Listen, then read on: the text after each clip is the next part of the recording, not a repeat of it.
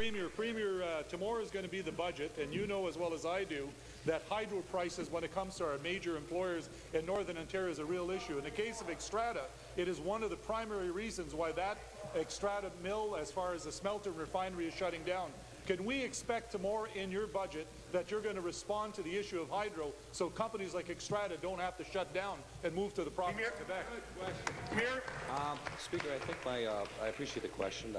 I know that my honourable colleague knows that I met with representatives from Xstrata, and I had a good discussion with them, and I put very directly to them a question. So tell me exactly why you are investing so heavily, for example, in Sudbury, but you are removing some of your operations from Timmins. In case my friend would have us believe that somehow they're removing themselves entirely from Ontario. And I focused on electricity prices, and those were an issue, Speaker, but they were not by any means the defining issue or the determining issue in the future of Xstrata in the province of Ontario. I just want to make sure that my friend understands that, Speaker. Supplementary. Premier, Xstrata's metallurgical site is the largest utility customer for hydro in Ontario. You can't make this House believe, and you can't make the people of Ontario believe, that somehow your high energy cost for electricity is not one of the reasons and the primary reason that this company is shutting down its smelter refinery.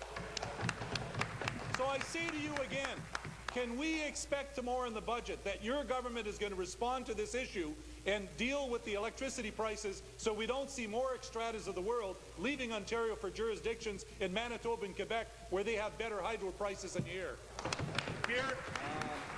Speaker, it is true, and I think we need to be honest about this. It is true that electricity prices are lower in Manitoba and in Quebec, Speaker.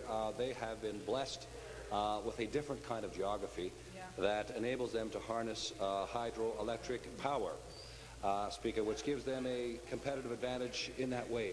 Speaker, not to say that we haven't done much and will continue to do more for our energy-intensive companies. We have a number of programs in place, Speaker, which help them reduce their energy usage, conservation programs, energy reduction opportunities, and the like, Speaker.